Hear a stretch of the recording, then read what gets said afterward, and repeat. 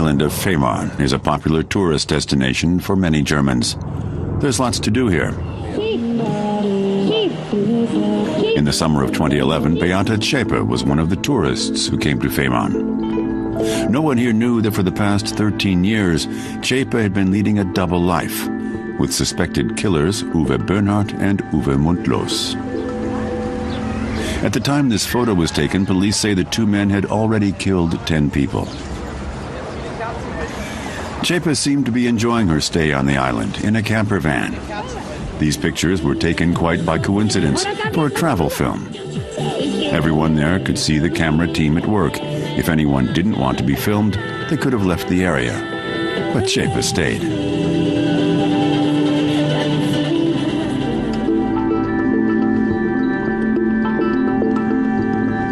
What role did this vacation trip play in Zschäpe's double life? And how did these three right-wing extremists manage to stay off the authorities' radar for so long?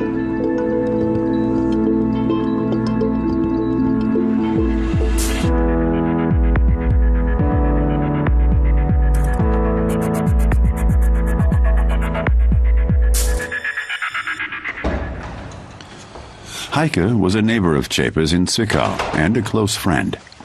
This is the first time she's spoken to the media about Zschäpe, whom she knew as Lisa Dienelt. Heike knew nothing of Zschäpe's double life. This is where Lisa lived. Zschäpe, Bernhardt and Mundlos lived here until 2008. Then they moved to another part of town. Even after the move, Zschäpe occasionally stopped by to visit Heike.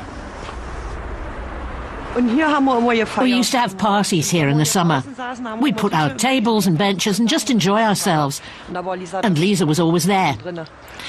Sometimes we'd stay out till it got really late. But Lisa usually left early. And the rest of us would just stay and have fun. This is one of the last photos taken of Beate Zschäpe in May 2011. Sometimes she'd come over to visit Heike several times a week. Zschäpe was friends with her for 5 years.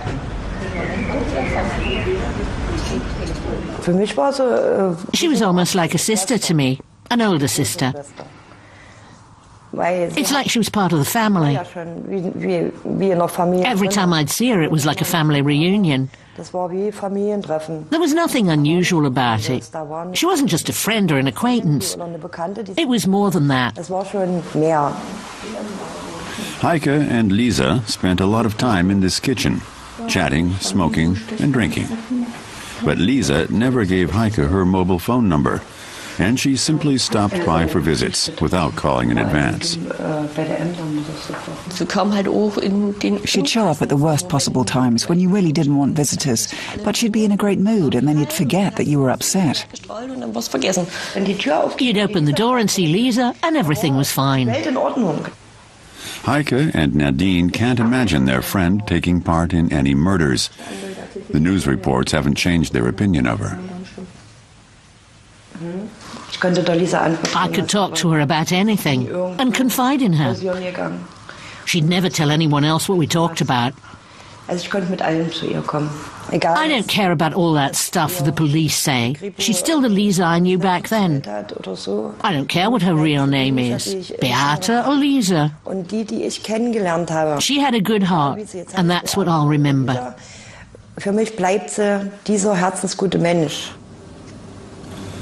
Beate Zschäpe's double life first came to the authorities' attention in November 2011, after Bernhardt and Mundlos robbed a bank and tried to escape in a motorhome.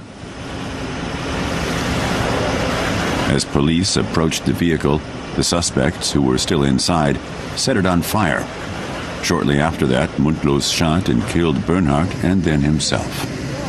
After Zschäpe found out what had happened to her colleagues, she set fire to the house where the three of them had been living, possibly to destroy evidence. 4 days later, she turned herself into the police. The authorities took these pictures of Zschäpe and later showed them to people who'd witnessed the string of murders. Police determined that over time, Zschäpe, Mundlos, and Bernhardt had rented more than 60 vehicles under assumed names. June 2004. This security camera video shows Uwe Bernhardt with a bicycle. Attached to that bicycle was a nail bomb. Police say Bernhardt took the device to the heart of Cologne's Turkish community, Koipstrasse. As the suspects prepared their attack, Attila Özer was at a barber shop. He was looking forward to enjoying the upcoming weekend. He'd been invited to attend a wedding. Police say Bernhardt's accomplice, Uwe Mundlos, brought 2 bicycles to the scene to be used in their escape. The suspects' activities as they prepared the bombing were also captured on security cameras. Sometimes I have nightmares about it, and I wake up right away.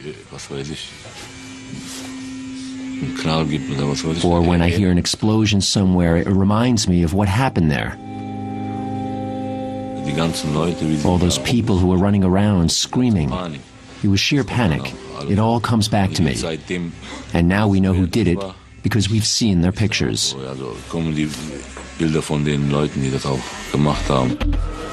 The nail bomb that had been attached to the bicycle blew up outside the barber shop in an area that was crowded with shoppers. 22 people were wounded, 4 of them seriously. The blast shattered windows up to 250 meters away. The nails that had been packed into the bomb tore into bystanders like shrapnel.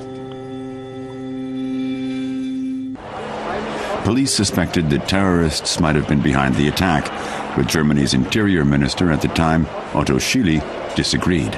The evidence compiled so far indicates that this crime was not committed by terrorists but by common criminals. At the time Schily made that comment, detectives were still gathering evidence at the scene.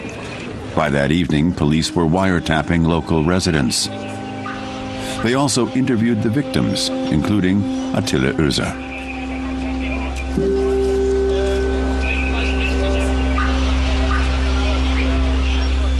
During the interview, Özer refused to take off his jacket because he was cold.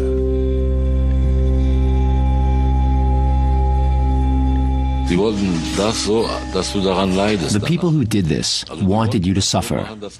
They wanted to wound people so that they'd suffer for the rest of their lives and remember what had happened to them.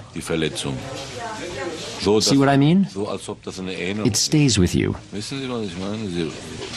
And every time someone asks me about it, I think about those people and what they wanted to do to us.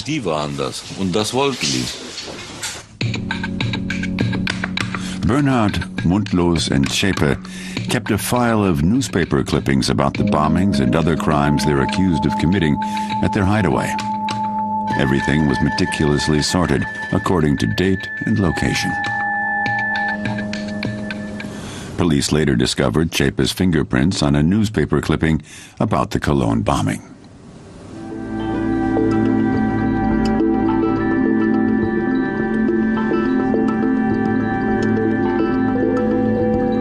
Federal prosecutors have charged Schäpe with being an accessory to murder and attempted murder, as well as arson and belonging to a terrorist organization.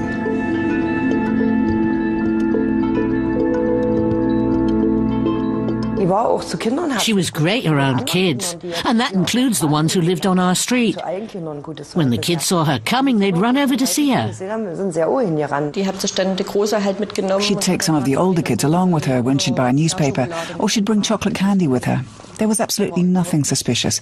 She was just a lot of fun. And the kids were always happy when Lisa came to visit. The same woman who brought candy to children stands accused of taking part in the murders of 10 people, some of whom had children of their own. Enver Şimşek, the first of the murder victims, was shot and killed in September 2000. His daughter Semya was 14 at the time. His son Karim was 13.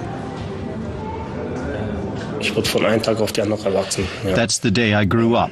Before it happened, I was still a child. I used to play and have fun, and then all of a sudden, all that was over.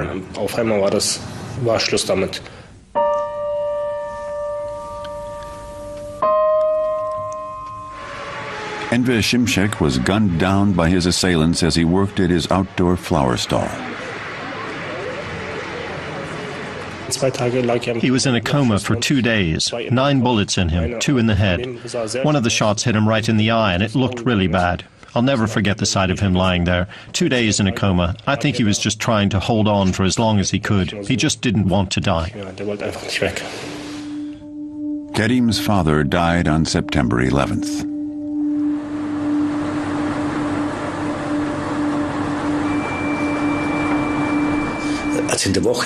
I drive through that part of town several times a week. And when I do, I immediately think about that series of murders.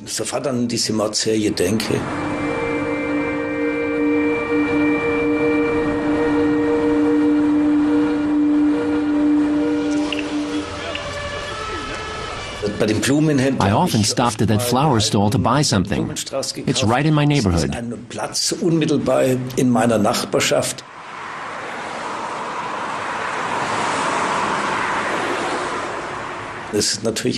When you see that place, it's like looking into the darkest corner of our society.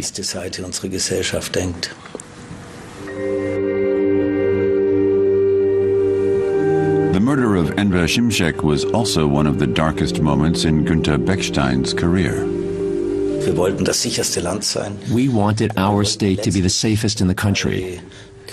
We wanted to have a 100% clearance rate for major crimes. And then came this series of murders. We put a lot of effort into the investigation, but we still couldn't crack the case. 5 of the killings took place in the state of Bavaria while Beckstein was still interior minister there. State investigators failed to find a common thread that would link the crimes. The killers left no evidence behind, except the bullets in the bodies of their victims. In each case, the murder weapon was a Czeska 83. 9 people were shot and killed with the same weapon. The authorities put everything they had into the investigation and still couldn't solve the case. But those investigations were carried out by police teams in 5 different states. They didn't work together or share evidence and other information about the crimes. Beckstein was opposed to creating a joint federal task force to investigate the murders. He continued to rely exclusively on his own state investigators. In 2006, he offered a substantial reward for information leading to the arrest of the killers. The police have once again increased the size of the reward to 300,000 euros. That's the sort of reward that they put out only when they're searching for terrorists. The Federal Office for the Protection of the Constitution is in charge of domestic terrorism investigations. But as the search for the killers continued, the office said that it saw no indication of a new surge in right-wing terrorism. At the time, the office was focused on investigating cases of Islamist terrorism. Mundlos, Bernhard, and Schäper lived for years in the southeastern city of Zwickau in the district of Marienthal. The rents here are low. 1 building in 4 stands empty. Why did the right-wing trio choose this particular location? They carried out 9 of the 10 murders while they were living here. Polenzstraße was the worst part of Zwickau, even before Beate moved there. I've no idea why she did. And now we find out terrorists were living there. People who live in this district don't pay much attention to what's going on outside their neighborhood. These murders were known as the kebab murders. Did you hear anything about them? No, I didn't. I don't watch the news on TV or crap like that. No, not really. People who live in this district have enough to worry about.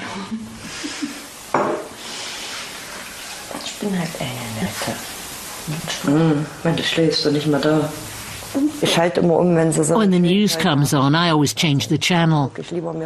Maybe they'll run a weather forecast, that's okay. But I don't watch the news. Schäper's former neighbors are single mothers and they live on welfare. They were happy to have made a new friend.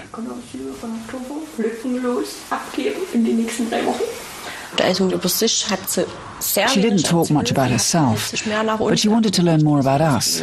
She wanted to know whether we're doing okay, whether we had any serious problems. And did either of you try to get her to talk more about herself?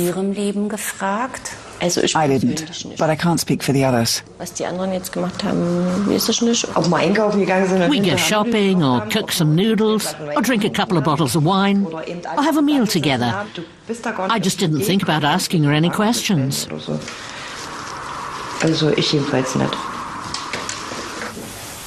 And if someone did start asking uncomfortable questions, Chapa knew how to change the subject right away.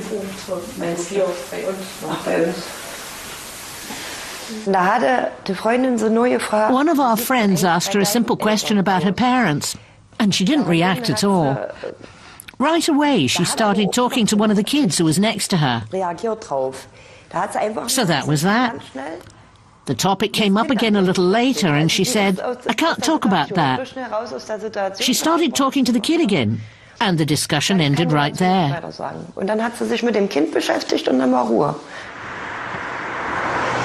Mundlos, Bernhard, and Chapa felt comfortable living in a place where the neighbors didn't ask a lot of questions. Chapa did her best to give the impression that they were just normal folks. Normal folks, however, would likely not have outfitted their home with an alarm system. In the burned-out ruins of the house, police later found a total of 20 weapons, 3 of them loaded. Chapa had apparently acquired one of the weapons herself. Police also found 1,600 rounds of ammunition and 2.5 kilos of explosives. Meanwhile, police investigators were no closer to solving the series of murders.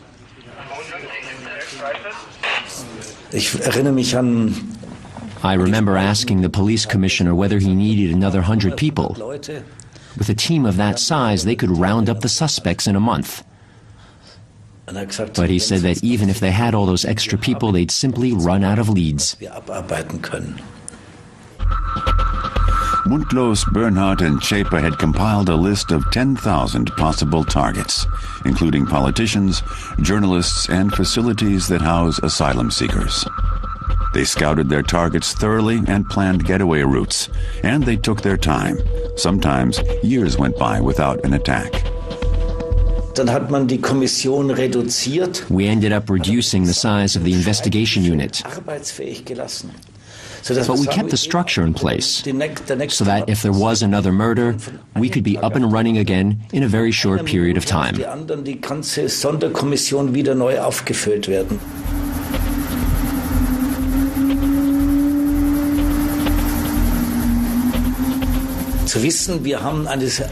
We had a huge investigation unit on standby, waiting for the next murder.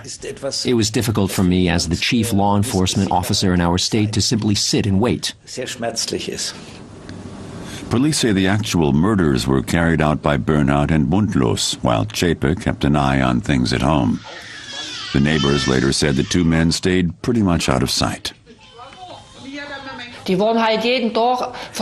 spend the entire day on the computer. They said they were just playing computer games. She told us that one of the guys worked for his dad's computer repair shop and the other one helped out. She said that they could do their work at home, and so they didn't leave the house much. We didn't see him very often. We didn't see them hanging around outside or standing around chatting with people. Sometimes they'd come out and get on their bikes. They'd say hello very quietly. It seemed perfectly normal. And then they'd ride off. In 2006, the authorities say that Bernhard and Mundlos drove to Munich to carry out another attack. Their target was Theodoros Bulgaridis, a Greek immigrant who just opened a locksmith shop. He had worked as a ticket inspector for the National Railroad, but always dreamed of going into business for himself. Bulgaridis' brother still prays for him. So does the victim's widow.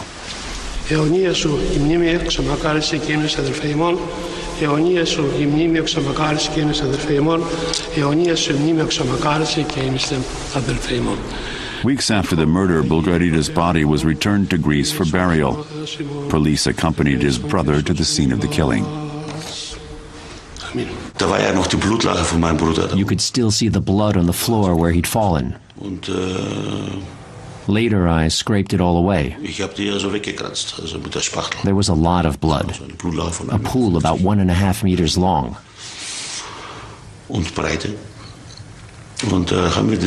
We took what I'd scraped away and scattered it under the tree in front of our house. When my wife and I go out for a walk, we like to stop there.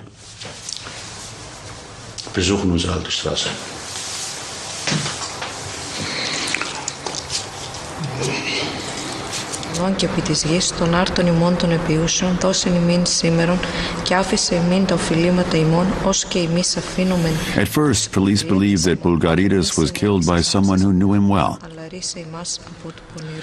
His brother Gavril felt he was being treated like a suspect. It's as if I was suddenly the criminal. It's the way they treated us, as if we were the suspects. 10 months later, the next murder was committed in Dortmund. Witnesses said the gunmen rode away on bicycles. Under police questioning, they described the shooters as junkies or Nazi types.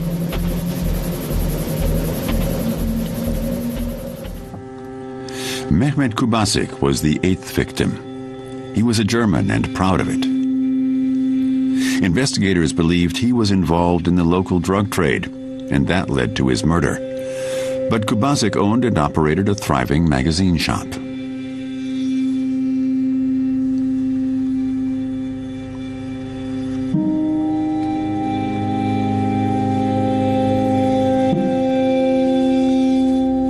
Grieving relatives were interrogated, their apartments searched, their telephone and bank records reviewed.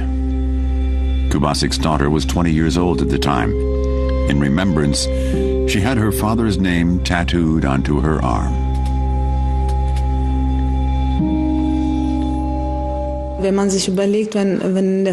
Think about it. Your father is suddenly gone. From one day to the next. The pain and anguish. And a day later you're taken to the police station to undergo interrogation for 6 to 8 hours. When I think back on it, I don't know how I survived. Semya Shimshek was 14 at the time of her father's death and was also subjected to harsh interrogation. Her father had entered Germany as a guest worker and eventually built up a thriving flour wholesale business. Again, investigators suspected he was a drug dealer. They made up stories in hope of getting the family to talk. Eine finde ich sehr, sehr grausam. Und das ist, was man I'm disgusted at how they handled my mother. For a long, long time, they treated her as if she were a criminal suspect.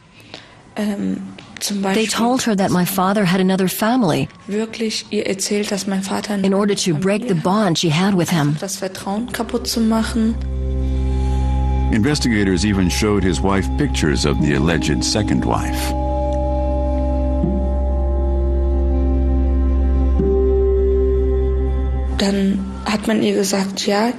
They asked my mother if she knew the woman. She told them no, she didn't. It was a picture of a blonde woman. They said my father had 2 children with her and that she lived in Nuremberg. But it was all a lie, a bluff, completely fabricated by police detectives. The relatives of the victims had their own opinions about the killings and who might be to blame.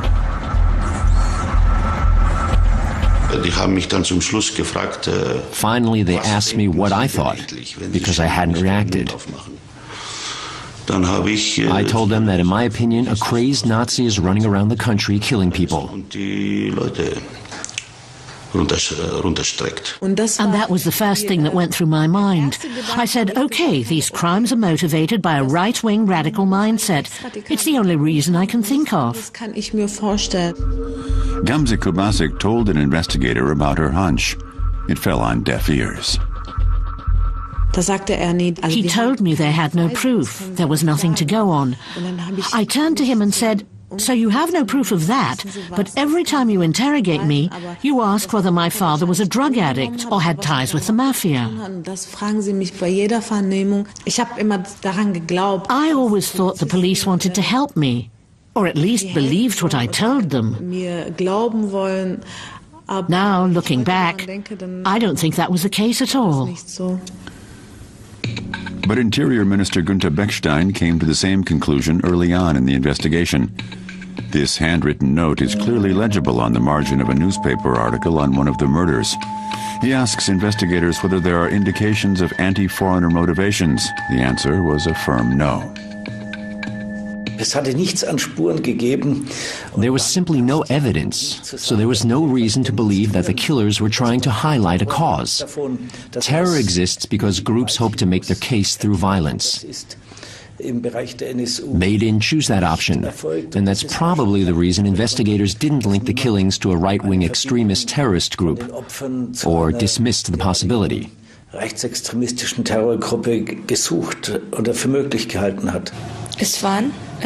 9 of the victims were immigrants. That alone sends a message. Das ist doch schon mal eine Botschaft. And all of those were killed at their workplaces. That too sends a message. The families had no connection whatsoever. Again, that sends a message. The terrorist trio had tried to find a way to finance their murderous designs. Mundlos and Bernhardt carried out 15 armed robberies. They threatened bank employees and turned to violence when necessary. During one holdup, they shot a young intern who tried to intervene. He survived. The crime spree netted some 600,000 euros.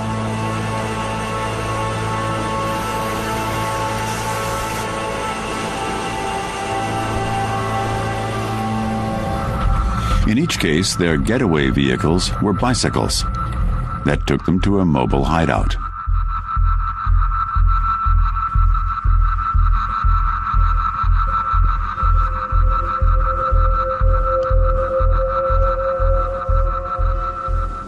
Beata Zschäpe was the accountant. Witnesses say she took care of the bills and held the purse strings on vacation as well. The group always paid cash. The Baltic island of Fehmarn was their favorite getaway.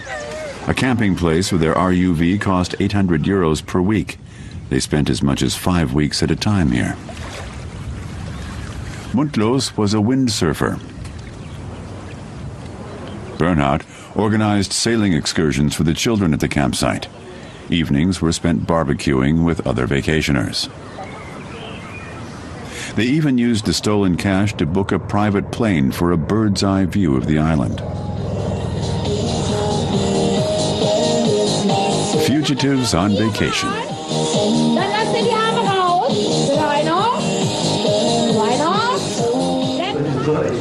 In the meantime, the victims' families were reduced to reliance on government aid. Their fathers and husbands had been successful businessmen, contributors to the economy. No more. That's the way it is in Turkish families. My father was the breadwinner, and suddenly he was gone. We were still children and completely dependent. It was really a tough time. For the first time in my life, I learnt what it was like to be unemployed and dependent on government help. We'd never needed it before. But worse was to come. The victims were ridiculed in the boulevard press. This 2006 headline screams, "The Kebab Killers." So many people dead, and the headline reads, "Kebab Killer." I have no idea. Was my father nothing more than a doner kebab? Wasn't he a human being? What does that mean? It seems to me that we are of no value to the people who wrote that.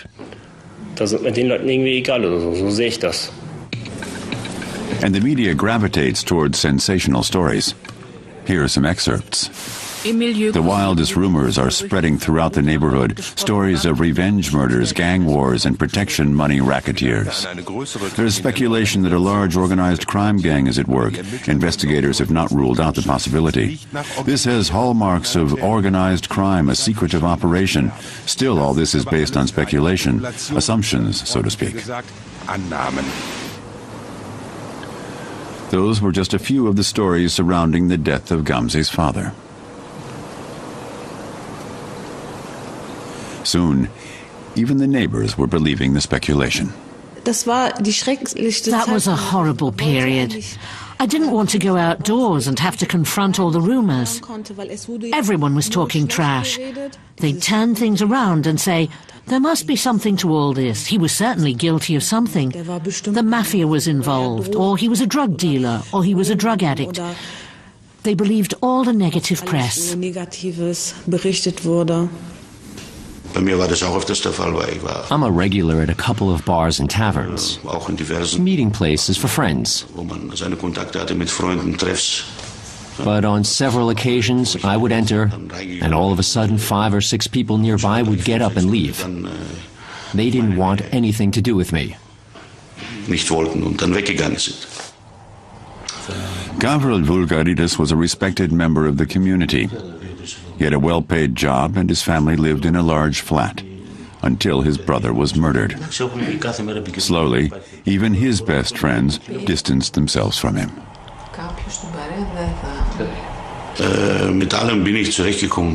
I got along with everyone. I'd say I have a good reputation. I see eye to eye with most people. The worst thing was that my closest friends were always questioning me. We put up with it for a few years, and then finally I moved back to Greece with my family. That was tragic. We were cut off from people who used to be our friends. 4 years after Gavril's brother was murdered, his family left Germany. They'd lived here for 35 years. The ninth murder prompted 2 demonstrations. Both were organized by ethnic Turkish organizations and relatives of the victims. For the first time, the issue was brought up in Germany's parliament, the Bundestag. Members of the Left Party demanded that the governing Grand Coalition release an account of the investigation. Turkish immigrant Haki Keskin showed a drawer full of threatening letters.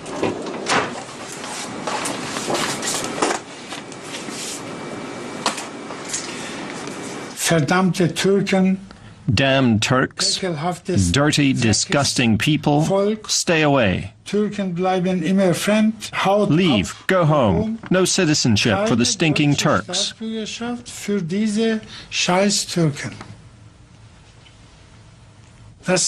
are just a few examples of many letters we've received over the years. And we're still getting them.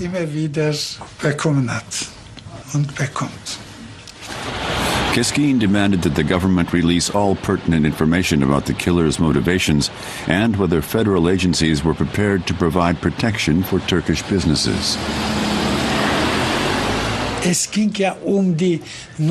We're talking about 9 murders, 9 innocent human beings killed in cold blood. And we had no idea who was behind it or what their motives were. We demanded answers. The government replied that it had no responsibility in the matter and refused to make a statement. Its official line was that it had no information on the matter. They weren't taking the matter seriously. Worse, it was a laughing matter that a simple parliamentarian had the nerve to pose such questions. They thought a few platitudes would put it to rest. Mit dieser banalen Antwort ad acta legen. But the victims' families were feeling increasingly marginalized.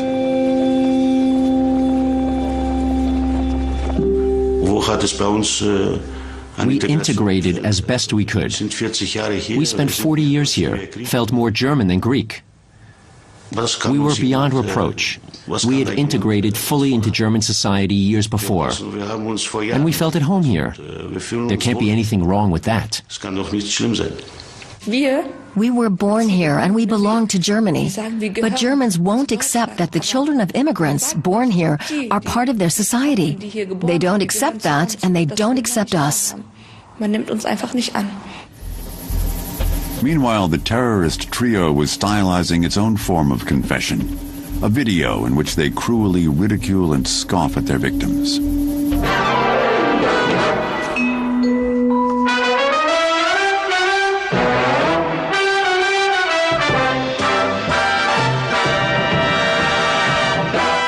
The killers kept photographs of their targets.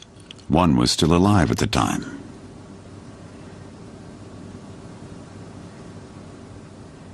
After the deaths of her two compatriots, Beate Zschäpe released this propaganda DVD. She sent 15 copies to organizations, newspapers, and political parties. Now she's behind bars awaiting trial and remains silent.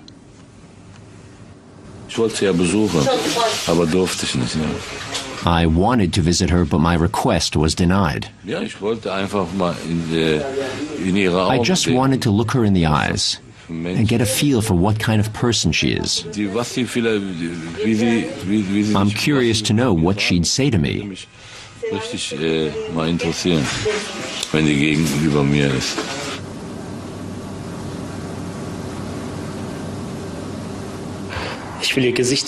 I'd just like to see the expression on her face. I hope she shows some kind of remorse. Not that she's so brainwashed by this ideology that she thinks she performed a righteous deed.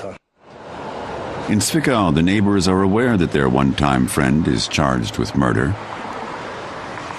They used to party together. She was one of the crowd. Now they find it difficult to comprehend the outrage. My God, 10 murders and one of them was a police officer. We've heard it all before and it doesn't mean a thing to me. The people should just shut the hell up. It's a personal matter. I knew this woman for years and it hurts. Maybe she wasn't even personally involved in the crimes. They simply can't seem to accept the fact that their friend was a terrorist, though they do express a certain amount of understanding for why foreigners were killed.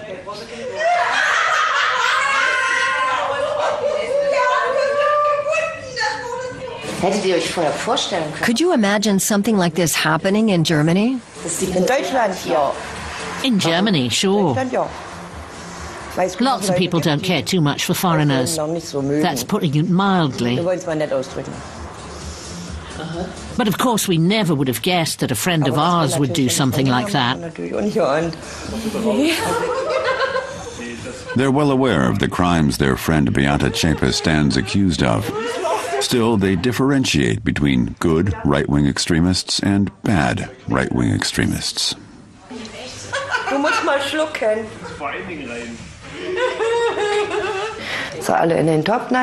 You can't just throw them all together. It's popular to demonize the evil right-wingers. And sure, there are some that take things too far. They'll never achieve anything that way. But there are also groups that are trying to achieve their goals peacefully. There are the calm, peace-loving groups. What do you mean? Right-wing extremists. They listen to music and agree with the political views, but they'd never pick up a gun and kill someone.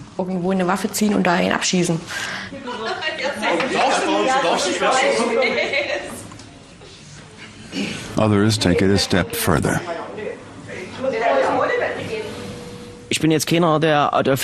I don't idolize Adolf Hitler or Rudolf Hess. And I've got nothing against foreigners who come here to find a better life, who rise up from nothing, who work until they're exhausted and then work some more. Yeah, more power to them. But those who hang out in asylum centres and then get on the dole and they get everything handed to them on a plate, to be honest, I hate them. Some members of this group are on welfare too, but they're German.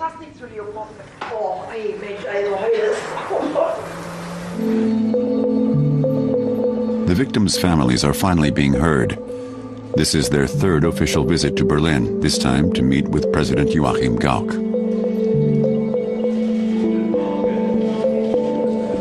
It's an effort to make up for past disregard, and the families will receive government compensation.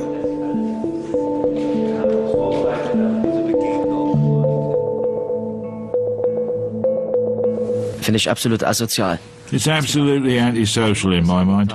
There are lots of people who have been through worse. For example, what about women and children who have been raped? They don't get any compensation, do they? Now they'll get everything they need. But none of us has received compensation. No one has spoken with us about the situation. We have to deal with it on our own. But we were also personally involved, and it affected us too.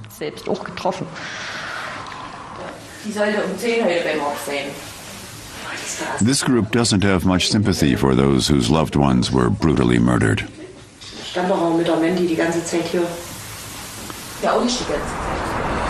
Gavril Vulgaridis has returned to Munich with his family.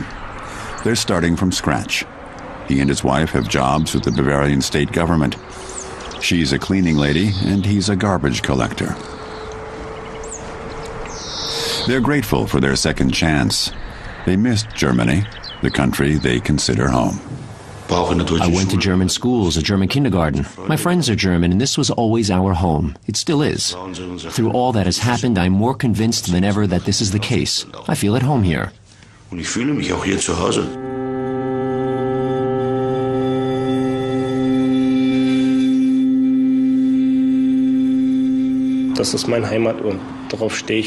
This is my home. I'm adamant about that, and I refuse to leave. So they can forget about it. My roots are deep here, so I don't care what they think.